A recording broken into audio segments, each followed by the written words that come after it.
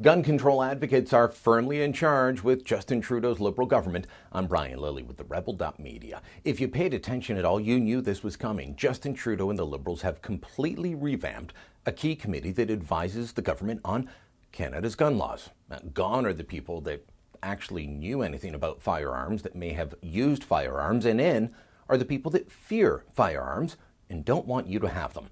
But of course, the Liberals telegraphed all of this. They told us it was coming by promising to do it in their 2015 election platform, which read, they would modify the membership of the Canadian Firearms Advisory Committee to include knowledgeable law enforcement officers, public health advocates, representatives from women's groups, and members of the legal community.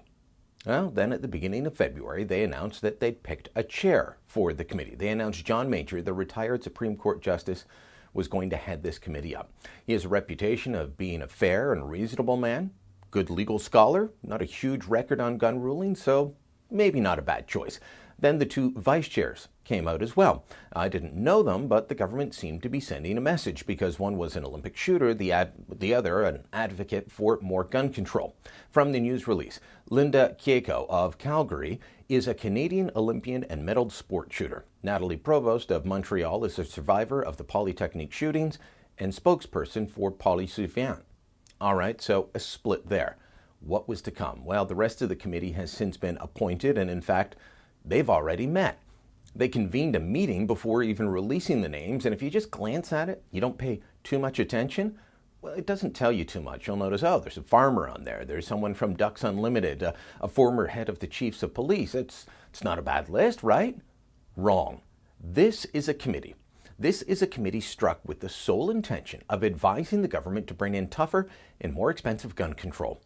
Of the 10 people now appointed, there are only 2 that are actually known to hunt or engage in sport shooting. But there are 5 outspoken advocates of more gun control and several with ties to the Canadian Coalition for Gun Control. Daniel Fritter did up a great scorecard for this committee, writing at Caliber magazine. So I want to quote from it and give full credit and a shout out to Daniel because he breaks it down so well. Let's go through the new members as he explained them.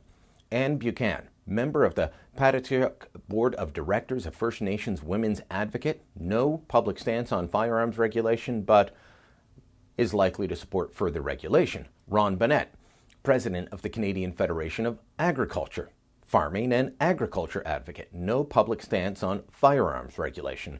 James or Jim Couch, president of Ducks Unlimited, and well, he's a sport shooter and hunter, wetland and waterfowl conservation advocate. Ducks Unlimited supported the elimination of the long gun registry, but remains silent on the greater issues of gun regulation in Canada. Suzanne Jackson, chair of the board at the Canadian Public Health Association, a representative of an organization that has identified as a member of the Coalition for Gun Control, vocally opposed to Bill C-391, an early attempt to terminate the long gun registry. Paul Pajot, president of the Canadian Association of Emergency Physicians, again, representative of an organization that has identified as a member of the Coalition for Gun Control, vocally opposed to Bill C-391. You're starting to get to a bit of a pattern going here. Then there's Paulette Senior, chief executive of the Canadian Women's Foundation, former head of the YWCA in Canada. And she presided over the YWCA during that group's, at the time the group was a member in the Coalition for Gun Control, opposed to efforts aimed at eliminating the long gun registry. And then Clive Weigel, past president of the Canadian Association of Chiefs of Police, representative of an organization that is identified as a member of the Coalition for Gun Control, vocally opposed the elimination of the long gun registry by supporting then CACP president and now sitting Liberal MP Bill Blair. So there you have it, a pretty well-stacked committee if your goal is more gun control. And we know that's the Liberal goal. They were pretty upfront about all of this in their election platform. Take a look at some of the other things they promised to do if elected. First off, they want to increase background checks. They say require enhanced background checks for anyone seeking to purchase a handgun or other restricted firearm. If you don't know much about how gun control works now, you might think that's okay, but how much more enhanced can the background check be? After submitting yourself to educational courses, testing, police checks, the support of your spouse or ex-spouse, now what are they going to do? Require home visits? Have the inspectors stay with you for a week? Illegal handguns are the problem in Canada, not those purchased by law-abiding gun owners. They also propose what, to me, sounds like a gun registry in all but name.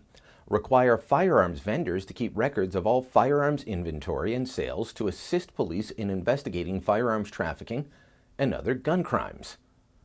Add that to their support for implementing the International Arms Trade Treaty, which has a clause effectively requiring each country to have a gun registry type system, and I think we all know where we're heading.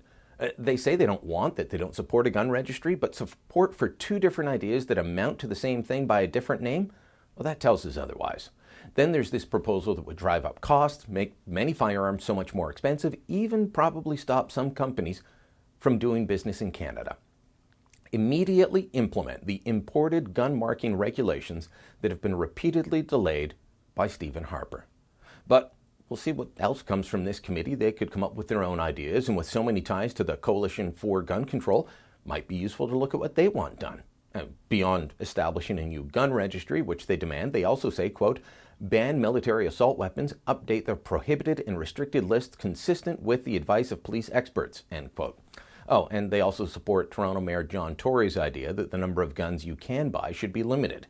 It's going to be an interesting couple of years for gun owners, but like I say, elections have consequences, and the consequences of this last election are about to be felt big time by Canada's gun community. If you like the Rebel video you just watched, make sure you never miss another one again. Click here to subscribe.